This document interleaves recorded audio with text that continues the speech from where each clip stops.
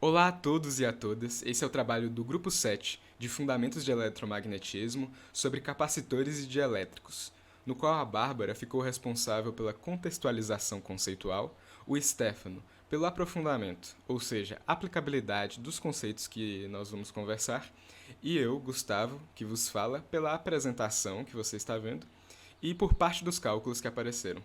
Apesar dessa divisão, é claro que como grupo nos ajudamos. Para começar, vamos definir o que é um capacitor. Ele é um dispositivo utilizado para armazenar cargas.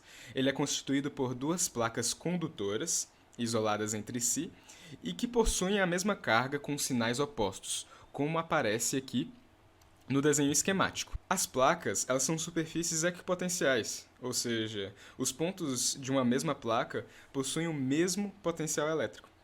A carga absoluta do capacitor é representada, inclusive, por essa expressão. Então, nós vemos que a quantidade de carga que esse capacitor pode armazenar é diretamente proporcional à capacitância e à diferença de potencial.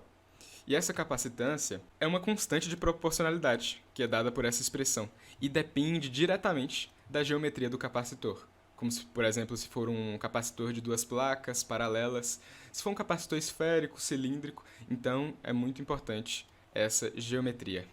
E o que o dielétrico tem a ver com o capacitor? Quando nós preenchemos um capacitor com um dielétrico, isso aí vai ajudar a armazenarmos cargas. Então, o dielétrico ele é muito importante para a gente. Tanto um material dielétrico quanto um meio dielétrico. Caso o espaço entre as duas placas, então, for preenchido por um dielétrico, um material isolante no qual os elétrons eles estão fortemente ligados aos núcleos dos átomos, a capacitância ela é multiplicada por um fator K, chamado de constante dielétrica. Então, essa capacitância zero seria a capacitância do capacitor no vácuo e a nova seria multiplicada por isso. Então, quer dizer que quando nós temos um material dielétrico entre o capacitor, nós vamos aumentar a capacidade dele de armazenar cargas. Então, isso vai ajudar muito aí na tecnologia de a gente escolher materiais muito isolantes para aumentarmos a capacidade, né, a capacitância dos capacitores que nós usamos aí nos nossos dispositivos eletrônicos. E quando o dielétrico é colocado entre os capacitores, o campo elétrico das cargas do capacitor vão induzir uma polarização nesse dielétrico, de modo que a polarização do dielétrico terá um efeito líquido de neutralizar parcialmente as cargas entre das placas e causando também uma redução no valor do campo elétrico, porque vai ter um campo elétrico induzido pela polarização contrário ao campo elétrico original do capacitor, e essa redução é dada por essa expressão. O campo elétrico original dividido pela constante dielétrica e substituindo aí o valor do campo elétrico inicial, abrindo essa expressão, ficamos com essa expressão final para o novo campo elétrico. Qual é a relação entre o dipolo elétrico e esse campo elétrico induzido? Então, percebam que essas moléculas aqui polarizadas, elas se parecem muito com um dipolo. Então, vamos considerar que essas pequenas moléculazinhas, elas são um dipolo elétrico e elas estão a uma distância R' das nossas placas aí.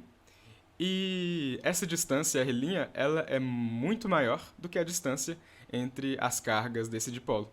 E aí vai fazer um campo induzido em direção contrária ao campo elétrico das placas. E dessa forma que o dipolo elétrico se relaciona com o capacitor aqui e o dielétrico para produzir esse campo elétrico induzido. Agora, para entrarmos em um formalismo matemático maior, vamos calcular a capacitância de duas esferas concêntricas. Então, primeiro desenhamos as esferas, carregadas já.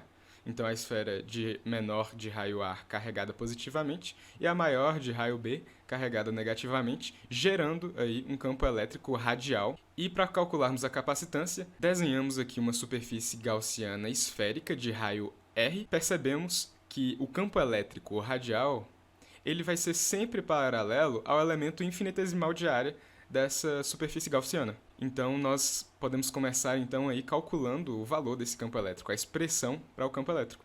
E como é sempre paralelo esse elemento infinitesimal de área ao campo elétrico, e o campo elétrico vamos considerá-lo uniforme, podemos transformar essa integral aqui, que é igual à quantidade de carga sobre permissividade elétrica, como temos visto desde o início do curso, em o produto aí vetorial, né, entre esses vetores paralelos do campo elétrico vezes o elemento de área, e podemos tirar o campo elétrico da integral e deixar só o que é em função aqui da área.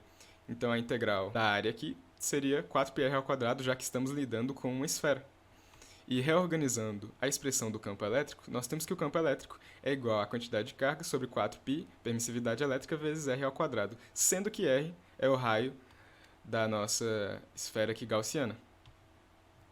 Agora, nós calculamos o potencial elétrico desse nosso capacitor, sabendo que o nosso potencial ele é menos o trabalho, e sendo assim, nós temos essa expressão, e já fazendo as mesmas considerações sobre campo elétrico e o elemento infinitesimal de área, nós podemos substituir aqui a expressão para o campo elétrico que a gente achou anteriormente e deixar exatamente da mesma forma que fizemos antes, só o que importa para a integral, sendo que os extremos de integração são do raio da esfera maior até o raio da esfera menor.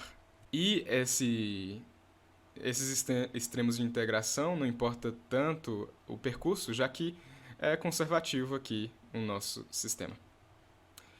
E isso vai ser igual a menos Q sobre 4π ε0, e a integral de b até a do 1 sobre r² em função de dr. Isso aqui, o negativo vai aparecer novamente, já que o nosso elemento dr ele é menos o ds. Então a integral de 1 sobre r² é menos 1 sobre r. E substituindo os extremos de integração, nós temos o menos do 1 sobre r se anula com o menos do que já estava aqui. E nós temos, por fim, que o nosso potencial elétrico é igual a quantidade de carga sobre 4π permissividade elétrica vezes 1 sobre A menos 1 sobre B. Agora, sabendo o potencial, nós podemos calcular a capacitância, já que a capacitância, nós tínhamos visto lá a expressão para a quantidade de carga, né, que seria capacitância vezes potencial. Então, a capacitância é igual à quantidade de carga sobre o potencial. E como a gente achou o potencial, nós substituímos essa expressão que a gente encontrou aqui. Nós chegamos a essa multiplicação e, resolvendo-a, nós temos que a capacitância do nosso capacitor esférico é dada sobre 4π vezes a permissividade elétrica, vezes o raio da esfera menor, vezes o raio da esfera maior, sobre o raio da esfera maior, menos o raio da esfera menor. Isso também nos leva a pensar o que aconteceria se o raio da esfera maior fosse levado ao infinito. O que acontece nesse caso? Então, se o raio de B tender ao infinito, esse limite, nós vamos ter que nós podemos deixar o B em evidência no denominador e já tem o B no numerador. Então, para números muito grandes, o nosso B no numerador e o nosso B em evidência no denominador, eles B sobre B igual a 1, e aqui no denominador fica 1 menos A sobre B. E como B é muito maior que A, para um caso assim, A sobre B vai ser igual a 0, praticamente. Então, nós ficamos com 1 menos 0 aqui, e o denominador basicamente fica 1. Então, nossa capacitância, quando B tende ao infinito, é 4π ε0 vezes A. E aí nós temos todo o arcabouço conceitual e formal matemático para tentar aplicar isso aqui. Então, imaginem que temos uma esferinha aqui, que seria um carro, e a ionosfera, muito maior aqui o raio da ionosfera em relação ao raio do carro. Imaginem que um raio atinge um carro, a casca metálica externa desse carro é isolada do solo pelos pneus de borracha, e ele atinge uma alta tensão.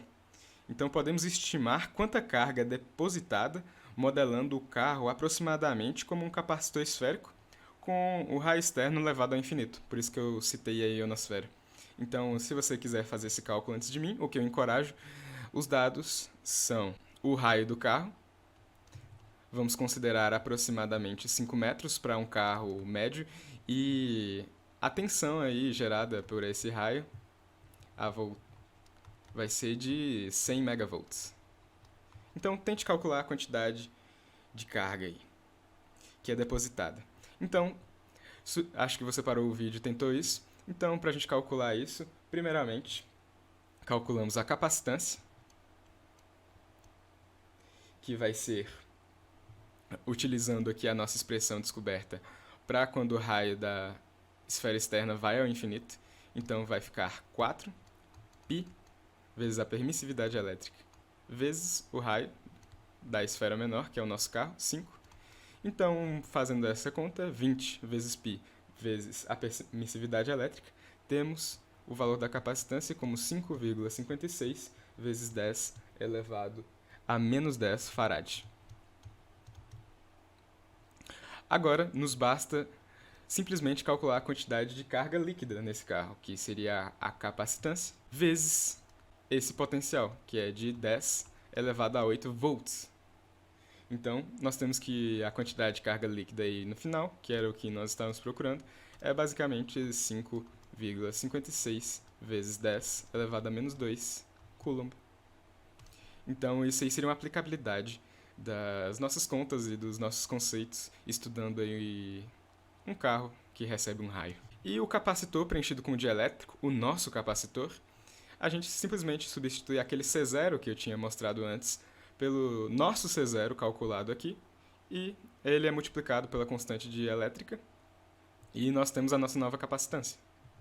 E muito obrigado pela sua atenção nesse trabalho, e espero que tenha dado para dar uma introduzida entre capacitores e dielétricos. Ah, que piada ruim no final.